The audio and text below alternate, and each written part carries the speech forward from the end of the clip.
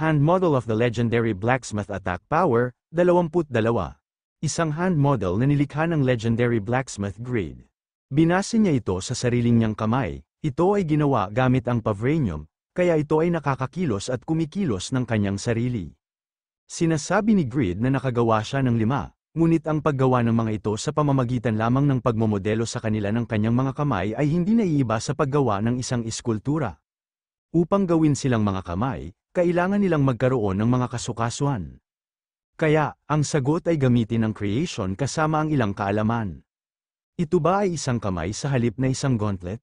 Sa kasong ito, posible kung Pavranium ang ingredient. Sinasabi ni Greed na mukhang iba ang notification window sa usual. Oo, gagawa siya ng kamay, ang mga sangkap ay magiging Pavranium. Naisip mo ang parehong bagay bilang legendary blacksmith pagma. Nabuo na ang third advancement quest na hindi naabot ng pagma. Ang hindi naabot ng pagma, advancement, sa isip-isip ni Greed na naisip niya ang parehong bagay bilang pagma. 300 taon na ang nakakaraan, pagkatapos na maimbento ang Pavranium, ang legendary blacksmith pagma ay sinubukan na gumawa ng isang piraso ng mga kagamitan na transcended sa mga ginawa ng mga Diyos. Pero may malinaw na limit ang Pavranium, God Hand ang naisip niya sa panahon na yon. Ang mga gintong kamay ang kaya ng legendary blacksmith. Kasama ang kamay ng Diyos, naisip ni Pagma na makakagawa siya ng mga bagay mula sa isang teritoryo na hindi pa niya nagawa. Ngunit hindi niya nagawang likhain ang mga kamay ng Diyos. Maiksi ang buhay ng tao, at noong panahon, masyadong matanda na ang Pagma. Sa isip-isip ni Greed na hindi nagsisinungaling si Brahm noong sinabi niyang namatay si Pagma 300 years ago. Saka bakit nakasulat sa kasaysayan na siya ay active hanggang 100 taon ang nakaraan? Ngunit upang isipin din ang tungkol sa paggawa ng parehong bagay. Dahil dumating na ito, gagawa siya ng perpektong God Hand. Makamit ang hindi nagawa ng Pagma at maglagay ng mga pundasyon na magbibigay daan sa iyo na malampasan ang Pagma. Malinaw na kondisyon, muling likhain ang iyong mga kamay gamit ang Pavranium. Clear reward, i-unlock ang isa sa sealed abilities ng Pagma's successor. Sa isip-isip ni Greed na nakikita niya na ang daan, magtatagumpay siya, kahit anuman ang mangyari. Ang iyong sobrang concentration ay na-activate ang legendary blacksmith's breath. Ang legendary blacksmith's breath ay tumataas ang epekto ng ginagawa na item, ang elaborately ginawa para maging kasukasuan at ligaments ay natatakpan ng isang panlabas na balat na may naangkop na kapal, habang ang lahat ay nanunood ng may kaba, maririnig ng isa ang nasusunog na tunog ng martilyo, ang mga tunog ng cranium, at ang hininga ng blacksmith. Ang label ng incomplete, legendary item ay sa wakas ay na-peel off, ang bagong henerasyon. God Hand Rating, Unique Growth Durability, Infinite. Dexterity, 814 Strength, 813 Weight, 21 isang kamay na nilikha ng kasalukuyang legend na si Greed sa pamamagitan ng paggamit ng Pavranium, isang sangkap na nilikha ng Pagma at Brahm, ang mga nakaraang henerasyong na legend. Si Greed ay ganap na muling nilikha ang kanyang mga kamay. Maaari nitong gamitin ang lahat ng mga item nang walang paghihigpit. Maaari rin itong gumawa ng gawaing ng blacksmith, isang item na ipinanganak sa pagtutulungan ng 3 mga legend. May potensyal ito na lumago kagaya ng mga sandata na ginamit ng mga Diyos. O mahigit pa sila, ngunit para ma-unlock ang potensyal nito, kailangan niyang patuloy na pagbutihin. Unique rank, ang God Hand ay may 30% ng dexterity at strength sa may-ari. Ang unique rank God Hand ay hindi pa rin magagamit ang skills ng may-ari, pero pwedeng i-activate ang skills na may mga equipped items. Kung na-buff, ang mga buff ay malilipat sa may-ari.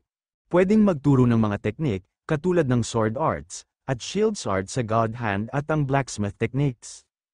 Kung umabot ang mastery level sa isang certain point, tataas ang rank ng God Hand. Ito ay nagmana ng magic missile, fortified, salamat sa epekto ng Water Clan's King's Tears, 100% higit pang pinsala sa magic.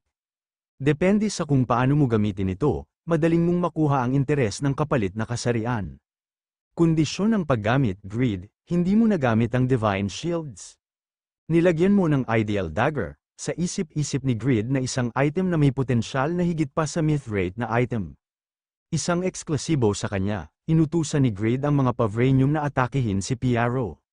Sabay-sabay nang inatake ng mga Pavranium si Piaro, at madali lang naman naiiwasan ni Piaro ang mga ito. Nablock ni Piero kung saan umaatake ang mga Pavranium hanggang sa likod niya kaya niya ito mablock. Sinasabi ni Piero na hindi niya akalain na ang tatlong kamay na lumulutang ay maaaring gumalaw at umatake sa kanyang sarili. Pero ang pag-indayog at pagsaksak lang ay hindi pa sapat. Biglang nagulat si Piero na may isang pangkamay na umatake sa likod.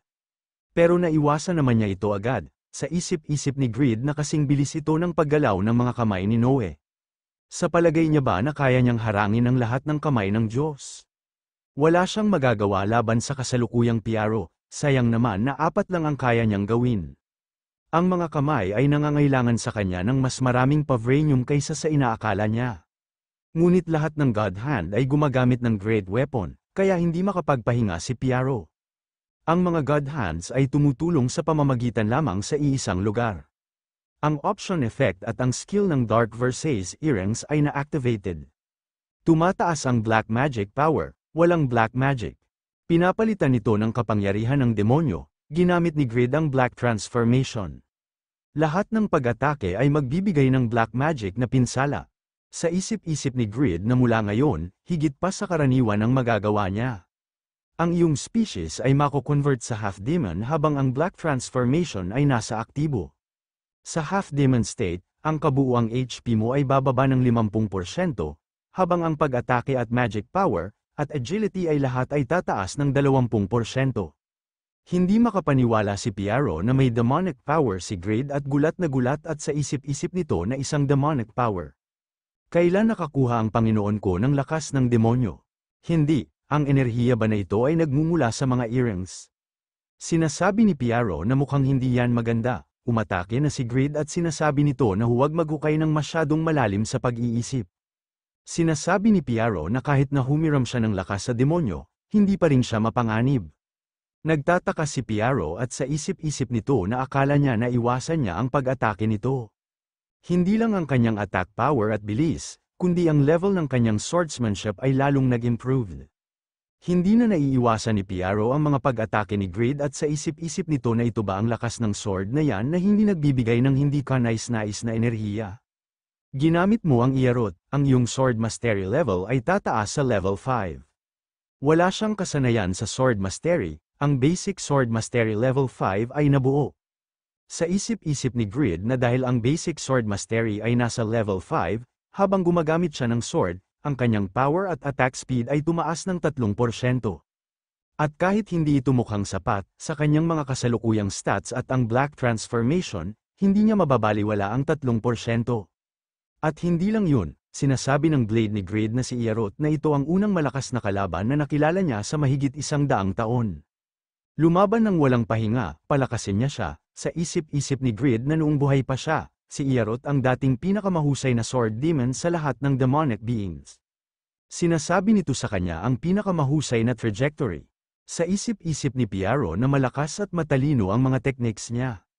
Simula nang nakuha niya ang title na Great Swordman, ito ang first time na natatalo siya ng ganito. Ginamit ni Piero ang free farming 4th style, plowing. At ang free farming 2nd style, rapid growth. Sinasabi ni Grid na sinusubukan niya ba na harangan ang mga galaw niya. Ang mga bagay na ito ay mas mabilis na lumaki kaysa sa pagputol niya sa mga ito. Ginamit ni Piero ang free farming 5th style, harvest, nakatanggap si Grid ng 9,100, 8,700, 8,930 na pinsala, sinasabi ng blade na si Iyarot na nagulat din siya, huwag siyang tumigil sa pag-atake. Ginamit ni Grid ang missile magic at nakagawa ito ng malakas na pagsabog, sinasabi ni Piero na sinabi niya na sa kanya na hindi gagana sa kanya ang mga magic na ito. Tinatanong ng blade na si Iyarot kung anong ginagawa niya, wala siyang kwenta, tinawag ni Grid ang God Hand na may ideal dagger. Ang epekto ng Deal Dagger ay na-activate na, quick movements. Sa 1 minuto, tataas ng 30% ang iyong evasion rate at doble ang iyong agility. Sinasabi ni Grid na pwede siyang manalo, kaya tumahimik siya at ipakita niya sa kanya ang trajectory, Iyarot. Nakatanggap si Piero ng 3,700, 3,770 na pinsala, 3 hit combo ang naabot. Tataas ng 200% ng pinsala ang matatanggap ng target sa loob ng 1 segundo. Hindi makapaniwala at sa isip-isip ni Piero na mas mabilis siya. Hindi lang yan, hindi niya rin mahulaan kung saan siya mag-strike. Sa isip-isip ni Grid na sa palagay niya na maaari niyang malagpasan si Piaro ng bilis. Tulad ng inaasahan, halos isang scam ang pagdoble ng agility. Ito ang dahilan kung bakit hindi niya maibenta ang Ideal Dagger, isang level 180 na item. Isang perpektong pagkakataon, kung isang legend si Piaro, malamang may skill siya na immortal. Hindi siya magdadalawang isip, Piaro, ginamit ni Grid ang pagma sword dance at kill. Tumusok sa katawan ni Grid ang kanyang sword kay Piaro. Nakatanggap si Piaro ng critical hit at nakatanggap ito ng 125,600 na pinsala. Napasokan ng dugo si Piaro sa ginawang pag-atake ni Grid. Sa isip-isip ni Grid na akala niya na babaguhin niya ang direksyon ng pag-atake niya gamit ang farmer tools. Ngunit gayunpaman, matagumpay ang pag-atake, sa isip-isip ni Piaro na ito ba ang lakas ng Panginoon na pinili niya. Hindi niya naisip na magiging ganito siya kalakas. Kumpara sa kaya niya, sobrang kulang dahil ba sa ginamit niyang swords art? Ibabase niya dito ang kanyang mga teknik sa pagsasaka. Pero ang mga kagamitan sa pagsasaka ay nagbibigay buhay. Ang paggamit sa mga ito sa parehong paraan ng mga kagamitan na ginagamit sa hanap buhay. Tamad at tanga, dapat kinausap niya pa ang lupa, alam niya na ngayon ang dapat niyang gawin. Ang dapat niyang itapon, napaisip ng malalim si Piaro at sinasabi nito na dapat niyang itapon ay ang swordsmanship. Yun ang unang kinakailangan niyang itapon, naglabas ng malakas na dilaw na aura si Piaro. Nagulat naman dito si Grid, na-realize na ni Piaro sa kanyang sariling kung ano ang kulang. Dahil sa na-realize niya na ito, tumaas ang level ng kanyang kasanayan sa pagsasaka. Ang isang hidden quest ay nabuo, as a Lord, Hidden. Matapos makakuha ng bagong kaalaman, na-awake na si Piaro bilang tunay na magsasaka. Tinatapon niya na ang kanyang nararamdaman tungkol sa sword. Subukan ang mga kakayahan ni Piaro at kilalanin siya. Base sa resulta si Piaro ay madedevelop pa, malinaw na kondisyon, matalo o manalo sa labanan. Sumisigaw at galit na sinasabi ni Grid na ano ang nangyayari. Kung natalo ka sa laban kay Piaro, magkakaroon ng malaking pagtitiwala si Piaro tungkol sa kanyang landas bilang magsasaka. Tataas ang stats at skill attack power ni Piaro. Kung mananalo ka kay Piaro, magsisisi si Piaro at babalik muli sa daan ng sword. Lahat ng stats na nakuha niya para sa pagiging legendary farmer ay aalisin. Pagpasok sa training mode kay Piaro, tatagal ang laban hanggang sa minimum ng health ng isa sa inyo. Hindi ka mamamatay habang nasa training mode, naiinis at sinasabi ni Grid na ano ang meron sa rewards. Kung matatalo siya magiging magsasaka si Piaro, at kung mananalo siya bababa ang stats niya. Sinasabi niya ba sa kanya na magpatalo na lang siya ng kusa? Hindi pwede, ipapakita niya ang kanyang pagpapahalaga sa kanyang sarili. Pasugad na si Grid at si Piaro naman ay hinawakan niya ang lupa. Tinatanong ng Blade na si Ierot kung ano ang ginagawa niya. Bumaba bigla ang kanyang kakayahan, sa isip-isip ni Grid na may ginagawa siya na hindi maintindihan ni Ierot. Bigla na lang may lumabas na malakas na tubig sa lupa. Sinasabi ni Grid na isang water attack, ano ang ginagawa niya? Swing ni Piaro ang kanyang farmer tools, at nakangiting sinasabi nito na imagine niya na lang kung may kakulangan ng pagkain habang nagmamerch ang isang hukbo. Paano kung may legendary farmer sa gitna ng krisis na yan? Makakakain agad ang mga sundalo at mapupuno ang kanilang tiyan. Mabubuhay at maliligtas sila, hindi ba magandang trabaho, Panginoon ko? Hindi makapaniwala si Grid at sa isip-isip nito na ano ang nakikita niya. Isang bukirin na handa ng anihin ay agad na nalikha. Sa papel lang siya magsasaka, hindi ito iba sa magic ni Bram. Nagsimula na umatake si Piaro at sinasabi nito na marami pa rin ang hindi niya pa napapakita sa kanya, Panginoon ko. Ituloy na nila ito, ginamit ni Piaro ang free farming 5th style, harvest. Sinasabi ni Grid na sumasabog ang trigo, anong meron sa katawa-tawang pinsalang ito? Isang magsasaka, panloloko lang ito, sinasabi ni Piaro na ito ay isang grain polishing. Ito ang proseso para gilingin ang mga butil, sinasabi ni Grid na baliw siyang magsasaka. Abo na lang ang may iwan dyan, ginamit ni Grid ang Blacksmith's Rage. At Transcended Link, mabilis lang na-block ni Piaro ang mga atake ni Grid at walang ka-effort niya ito na block. Ginamit ni Piaro ang natural state, napapasigaw na lang si Grid sa natatanggap niyang pinsala. Sinasabi ng Blade na si Ierot na kinaladkad niya ang kanyang atensyon at saka ambush mula sa likuran. Paano niya ito naiwasan, hindi niya mabasa ang trajectory niya. Sino ang lalaking ito? Sa isip-isip ni Greed na paano niya malalaman. Tapos na ang oras ng quick movements, at hindi niya rin makita ang pagkakataon. Tumalsik si Greed sa ginawang pag-atake ni Piaro at sa isip-isip nito na ngunit kahit na nagawa niyang kunin ang isang pagkakataon, hindi niya ito lubos na mapakinabangan. Hindi pa siya masyadong malakas, ang pagkakaiba sa pagitan ng kanilang mga kakayahan ay masyadong malaki. Nagpapasalamat naman si Piaro kay Greed at sinasabi nito na salamat sa paggising sa kanya, Panginoon ko. Pinayagan niya siyang matuto ng katotohanan, at humihingi siya ng paumanhin dito at siya ang mananalo sa labanang ito. Kahit maliit na margin lamang, nagtataka at sa isip-isip ni Piaro na ang artifact ng Panginoon. Bakit hammer ang hawak nito imbes na isang sword? Nagtagumpay ka sa pag-combine ng mga items. Sinasabi ni Greed na sino ang nagsabi na tapos na ang laban Piaro, hindi ka pa nananalo, Rune of Darkness. Bilang prize para sa pagtaas ng iyong demonic power, ang iyong likas na demonic energy ay tataas. Ang mga normal na pag-atake at mga kakayahan na pag-atake sa karagdagang 20% ng demonic damage. Unique passive effect, kung aalisin mo ang isang named demonic being, demonic monster, o demon, maaari mo maabsorb ang kanilang natatanging ugali. Sa isip-isip ni Greed kung ang item na nakuha niya kay Talos, Amorax representative.